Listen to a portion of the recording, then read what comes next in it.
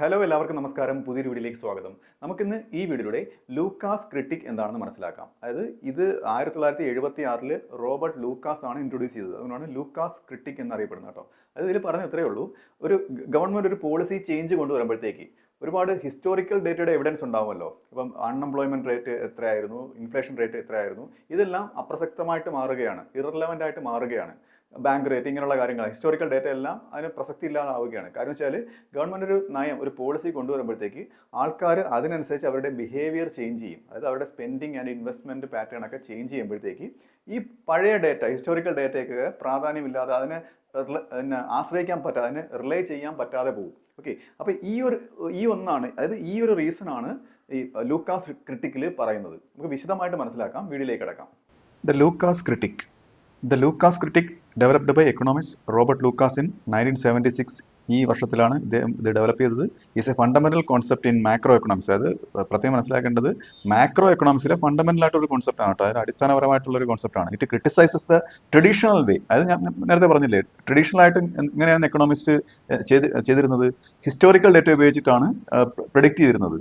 The effects of policy change ഒക്കെ historical data വെച്ചാണ് predict ചെയ്യുന്നത്. അപ്പോൾ അതിനെയൊക്കെ വിമർശിച്ചുകൊണ്ടാണ് ഇദ്ദേഹം ഈ ക്രിട്ടിക്, അതാണ് നിരൂപണം, അതിനോടുള്ള നിരൂപണം ആണ് ലൂക്കാസ് ക്രിട്ടിക് എന്ന് പറയുന്നത്.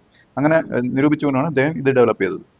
എന്താണ് Lucas critique? What is Lucas critique? ഞാൻ ഇൻട്രൊഡക്ഷനിൽ ഓൾറെഡി പറഞ്ഞായിരുന്നു, ഒന്നുകൂടെ പറയാം.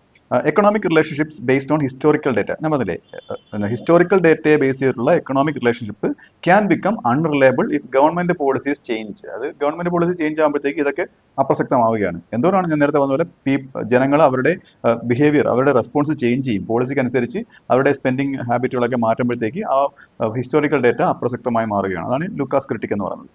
ഈ ലൂക്കാസ് ക്രിട്ടിക് വളരെ പ്രധാനപ്പെട്ടതാണ്. അത് എന്തുകൊണ്ടാണ് ഇത് പ്രാധാന്യമുള്ള ആയത് എന്ന് നിങ്ങൾ മനസ്സിലാക്കുക. അതായത് ഇദ്ദേഹം ഈ ക്രിട്ടിക് ഇൻട്രൊഡ്യൂസ് ചെയ്യുന്നതിന് മുമ്പ് എക്കണോമിസ്റ്റുകൾ ഓഫൺ യൂസ്ഡ് സ്റ്റാറ്റിസ്റ്റിക്കൽ മോഡൽ, അതായത് കെയ്നീഷ്യൻ മോഡൽ പോലുള്ള സ്റ്റാറ്റിസ്റ്റിക്കൽ മോഡൽ വെച്ചിട്ട് ഫോർകാസ്റ്റ് ചെയ്യുമായിരുന്നു. എന്ത് ഫോർകാസ്റ്റ് ചെയ്യായിരുന്നു? ഈ ഫിസ്ക്കൽ പോളിസിയുടെയും മോണിറ്ററി പോളിസിയുടെയൊക്കെ ആ ഒരു ഇമ്പാക്ട് എക്കണോമിയിൽ. ഇത് പോളിസി ഉദാഹരണത്തിന് ഇപ്പോൾ എക്സ്പാൻഷനും ഫിസ്ക്കൽ പോളിസി കൊണ്ടുവന്നപ്പോഴത്തേക്ക് അത് എത്രത്തോളം അൺഎംപ്ലോയ്മെന്റ് കുറഞ്ഞു എന്നൊക്കെ ഫോർകാസ്റ്റ് ചെയ്യുന്നതിന് വേണ്ടിയിട്ട് ഉപയോഗിക്കുമായിരുന്നു. ഓക്കെ, അപ്പൊ ഇങ്ങനെ വരുമ്പോഴത്തേക്ക് ഇവർക്ക്, അതായത് ഈ കെയ്നീഷ്യൻ മോഡലുള്ള മോഡൽ അസ്യൂം ചെയ്തിട്ടാണ് ഈ ഒരു മോഡൽ ഉണ്ടാക്കിയിരിക്കുന്നത്. അവർ അസ്യൂം ചെയ്യുന്നത് എന്താണ്?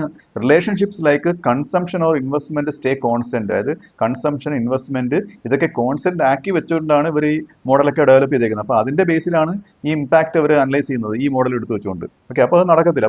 അപ്പോൾ ഈ കൺസംഷൻ, ഇൻവെസ്റ്റ്മെന്റ് ഒക്കെ നേരത്തെ പറഞ്ഞില്ലേ, ഈ പോളിസി ചേഞ്ച് അനുസരിച്ച് അവർ ചേഞ്ച് ചെയ്യും, അവരുടെ ബിഹേവിയറൽ ചേഞ്ച് വരും, ഇൻവെസ്റ്റ്മെന്റ് ഒക്കെ അവർ മാറ്റും. അപ്പോൾ അതുകൊണ്ടാണ് ഈ ഇതിന് പ്രാധാന്യം വരുന്നത്, ഈ ക്രിട്ടിക്കിനും പ്രാധാന്യം വരുന്നത്.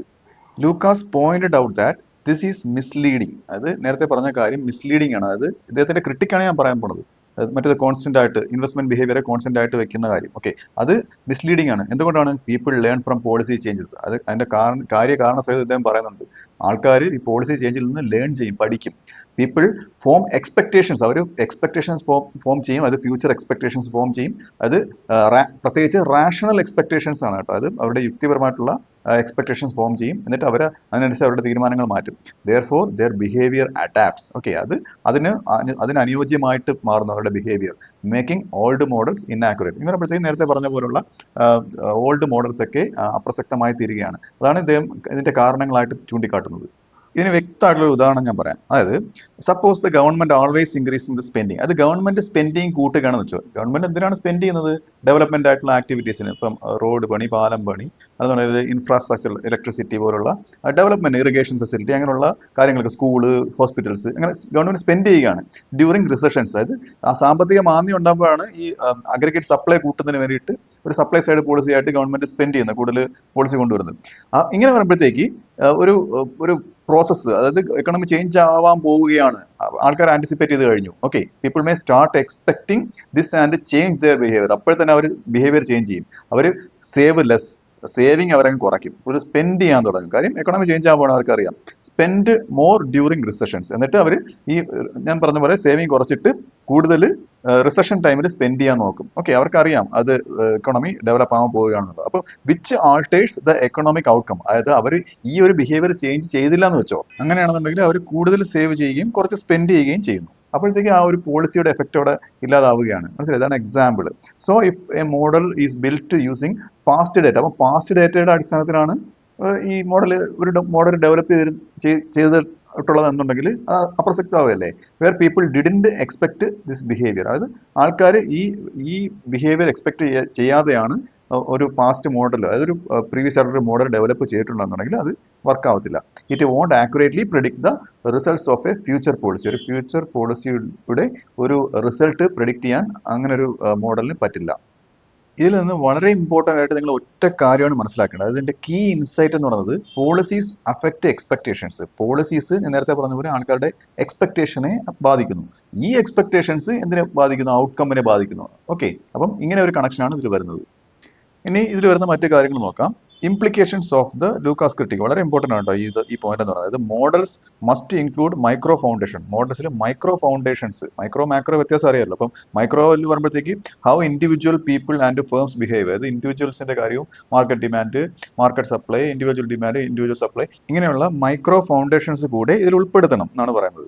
Expectations should be modelled as rational. Expectations rational ആയിട്ട് മോഡൽ ചെയ്യണം. അതായത് people use all available information, ലഭ്യമായിട്ടുള്ള എല്ലാ ഇൻഫർമേഷനും ഉപയോഗിച്ച് ഫിസ്ക്കൽ മോണിറ്ററി പോളിസിയോട് അവർ റെസ്പോണ്ട് ചെയ്യും എന്ന കാര്യം മനസ്സിലാക്കണമെന്നാണ് പറയുന്നത്. Policy evaluation must be dynamic. ഇത് പോളിസി ഇവാലുവേഷൻ ഡൈനാമിക് ആയിട്ടുള്ള, ചേഞ്ചിങ് ആയിട്ടുള്ള ആയിരിക്കണം. അതായത് ആൻഡ് ഫോർവേഡ് ലുക്കിംഗ് ആയിട്ടുള്ള, അതായത് ഫ്യൂച്ചറിൽ എന്ത് സംഭവിക്കും എന്നുള്ള രീതിയിലുള്ള, അതായത് ആൾക്കാർ ആന്റിസിപ്പേഷനിൽ ഉൾപ്പെടുത്തി ഫോർവേഡ് ലുക്കിംഗ് ആയിട്ടുള്ളതായിരിക്കണം ഇത്.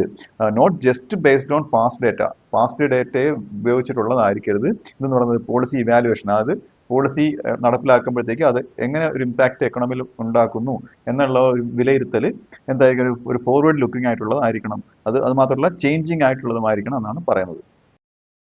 അപ്പോൾ ഈ വീഡിയോ നിങ്ങൾക്ക് മനസ്സിലായെന്ന് വിശ്വസിക്കുന്നു. അടുത്ത വീഡിയോയുടെ മറ്റൊരു വിഷയമായി വീണ്ടും കാണാം.